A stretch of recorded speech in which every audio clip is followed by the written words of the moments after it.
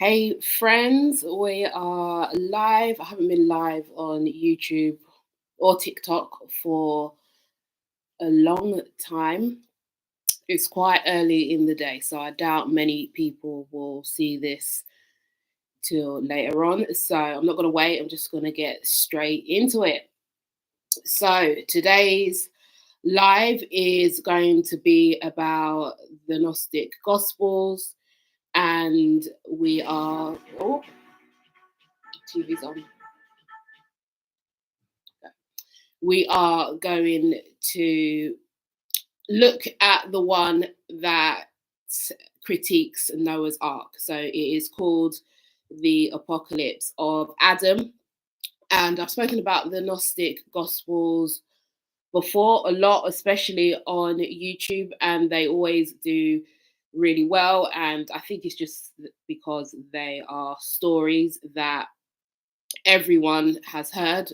So it's interesting to look at them from a completely different perspective. So, the Gnostics, if you don't know, were a group of ancient Christian mystics, and they rewrote a lot of stories, mostly stories from Genesis, to give them a deeper meaning. Now, their stories were really controversial, so a lot of them got banned and a lot of their books got burned. But we've got the remains of some of their texts, and I've always been interested in ancient spirituality and mysticism and stuff like that, and they have helped me through a lot of really tough times. So that's why I made this channel, and that's why I made my TikTok, so that I can share these with you and hopefully they can help other people out there. So let's get right into the Gnostic Gospels. So we all know the traditional story of Noah's Ark. So basically, humanity was wicked and sinful, and God saw this, and then God decided to send a flood to cleanse humanity, but he saw that Noah was righteous, and he decided to save Noah and his family and the animals on the ark, and they went on to repopulate the earth with people who served God in a better way. So that is the Christian version of it. The Gnostic version is completely different. They were very controversial and they did this on purpose. And what they believed was that the entity in the Garden of Eden and that was watching over humanity wasn't actually the God. They believed that it was a God. So they have another Gnostic gospel called the Secret Gospel of John, which is basically their Genesis, and they believe that uh, a lower entity, a lower level demon, created this world, and it was that demon that was in the Garden of Eden, and he basically created this world so that he could populate it with humans for slavery and worship, and everything that happened in the Old Testament, especially, was a type of manipulation for humanity, including the flood. So the Gnostics basically believed that humanity before the flood were starting to elevate in consciousness. So basically, they were starting to question things, question authority, question how the world was created. If you look at our other Gnostic Gospels, and they were getting closer to the truth. And the closer they got to this truth, the harder humanity was to control. because they believed that this entity that appeared in the Old Testament was all about control and dominance. But this entity, they called him Yaldabaoth, and he saw that Noah was still obedient, and he was obedient because of fear. And he basically said to Noah, I'm going to save you. I'm going to save your family. Your family are going to be rich and powerful, and they are going to go on to what will be what we now call the elites. And you're going to be the one who repopulates the earth with slaves who are filled with fear and who don't question things. And I'm going to wipe out the rest of humanity. So that's what the Gnostic Gospel, the Gnostics believed happened, or that's what they said they believed happened. Okay, so in the apocalypse of Adam, Adam and Eve are revolutionaries who worked out that the entity that kicked them out of the Garden of Eden wasn't the one true God, that it was something else. And they escaped, and they had a son called Seth. And Adam is basically retelling his version of the Garden of Eden in that story to his son Seth. And he's also warning Seth about the upcoming flood, because he's sort of clairvoyant, I guess, or he can sense what this entity is about to do. So we're going to talk about, so in the gospel, I won't go through it step by step. I've got a video about it on my channel, and I'm going to start making more videos re-explaining this as well. But Adam basically tells his son Seth that there is a lower entity God called Yaldabaoth, who is manipulating humanity, and he created this world in order to trap souls. So I've got another video on my YouTube channel that does really well, and on TikTok, called The Soul Trap, and it basically explains that this world is created a little bit like a matrix by these lower level demons, and all of the bad things that happen in the world are because these demons and these entities are trying to control the masses and trying to control humanity. And he's basically saying that through different religions and whatnot, they give humanity slivers of truth to keep them hooked, but overall the reason for all of these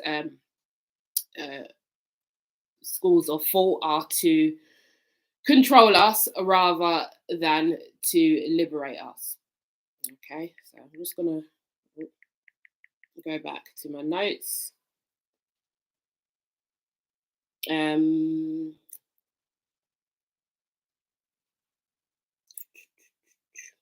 Right, and so we're basically here. So we've been trapped we got enticed out of the heavens into this world, and this world is a trap according to the apocalypse of Adam. And the only way to escape the trap or to live a prosperous life here on earth is to learn about duality. And that's basically the moral of the story. So duality is about seeing things from both sides of the coin. So it's about looking at things beyond just seeing it as being good and bad, and trying to extract the deeper meaning to that. And the Gnostics do this by flipping all of these traditional stories on their head. Okay, so we have got the figure of Yaldabaoth, and Yaldabaoth basically encourages us to look at the light and dark sides of creation. Okay, so if we look into all religions, all spiritual beliefs in general, what we will find is that there is a true God that is outside of our field of perception, and anything that we can conceptualize and anything that gives us rules to follow is a lesser god. And all of these gods are part of our psyche. So the Gnostics, they told these stories, and and they were controversial, but they didn't believe that they were true. They believed that they were projections of part of our consciousness. So they kind of believed that there were three gods. So there was the main god, the god of creation, the one that they called the monad. And they believed that this god split itself in order to create, and he created lower entity gods that fit into two categories. So we have the gods of light and the gods of the shadow. And they believed that Yaldabaoth was the god of light, and that is the god that is exalted in all of these Abrahamic religions, and the god that most people put up on a pedestal and that most people worship. And they believed that there were also shadow gods and gods of darkness that didn't know they were gods, and they basically believed that that was humanity.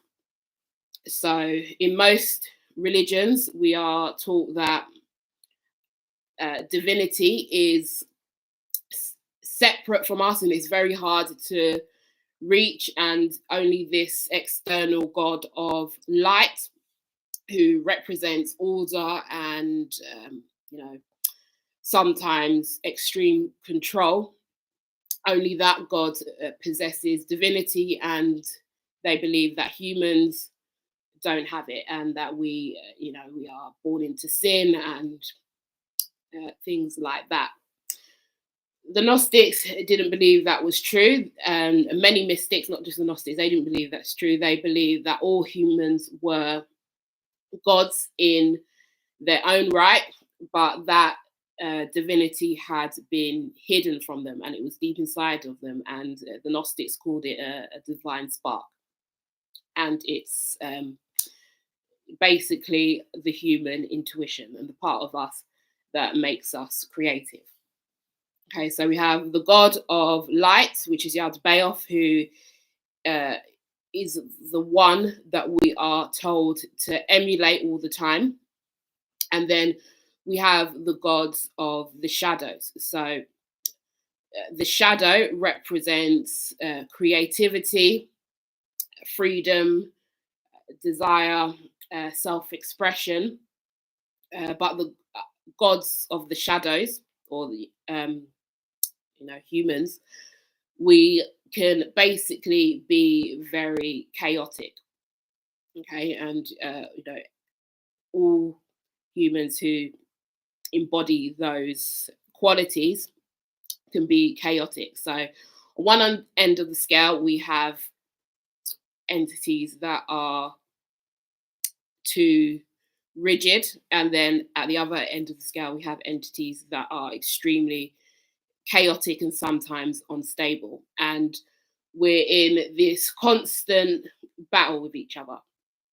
And that battle happens inside of ourselves. It happens in the world and how we interact with other people. And I believe it happens outside of this world in places that we can't see as a human. And the Gnostics argue that we have to acknowledge both the light and the shadow. And they gave us this figure of Yaldabaoth, and they questioned it to make us think about the downside of always focusing on the light. So the light represents perfection, but the problem with perfection is that it isn't divine, it isn't human, it isn't balanced. And when we strive to be perfect, we have to suppress the parts of ourselves that make us unique, and the parts of ourselves that want to create, and the parts of ourselves that want to be free, in favor of fitting into the status quo. And they argued that true evil doesn't come from being bad. So most people oversimplify everything into these false dichotomies of good and bad. So this group of people is good and this group of people over here is bad. These behaviors are good and these are what we should do all of the time, and these behaviors over here are bad. And what we do, and we're fed these messages from a really young age, and we internalize them, and this produces a lot of shame within ourselves. So what happens is we're told, don't do this, don't be like that, because you're a bad person, this is against the rules, God doesn't like it, etc., etc. And it's unrealistic, because we're humans, we're supposed to be creative, we're all different, and for us to be like that, we will have to suppress a lot of our emotions. So the Gnostics believed that the true root of all evil and the reason that all bad things happen in the world comes from the suppression of emotions. And they gave us these gospels to encourage us to go within and to be our own sort of sense of authority, and to not be fueled by fear. So that is the main message of all of these gospels, is to live a life that is more balanced, and to not be afraid to look at things differently. So that's it in a nutshell. Thank you to all of the people who are liking this over on TikTok. I try not to ramble on too much in these lives, because I can sometimes go off topic, so I'm trying to stick to my bullet points here. So, have any of you got any questions over on YouTube, over on TikTok, about the apocalypse of Adam? Have any of you read any of the biblical stories and felt like there are sort of like holes in the plot and things that they are not telling us? Or are they sirens? Are they something that you guys align with? And I say all of this, by the way, not to criticize religion, or to say that every religious person is bad, and every religion is bad. That is not what I'm trying to say at all. I'm just trying to give you guys a different perspective. So I'm just gonna scroll up on TikTok. Love your content. Thank you for all of the loves. Do people generally believe the story is real? No, they don't. I get that question all of the time. These stories are not real. They are there just as metaphors to help us learn about our own psyche. So I'm gonna leave it there. Hopefully you guys found it useful. If you missed some of it and you're on TikTok, I'm gonna save it on YouTube now, and you can replay it and watch it back whenever you want. And I'm also gonna go live to my members, and I'm gonna re-explain this story, but in a way that is less censored. So that will be available on my YouTube members and on my Patreon, if any of you guys are interested in that. Okay, so thank you so much for watching. I'm going to end the stream here, and I will see you in the next one. Thank you guys for the love and the support as well. It doesn't go unnoticed. I appreciate you guys. Bye.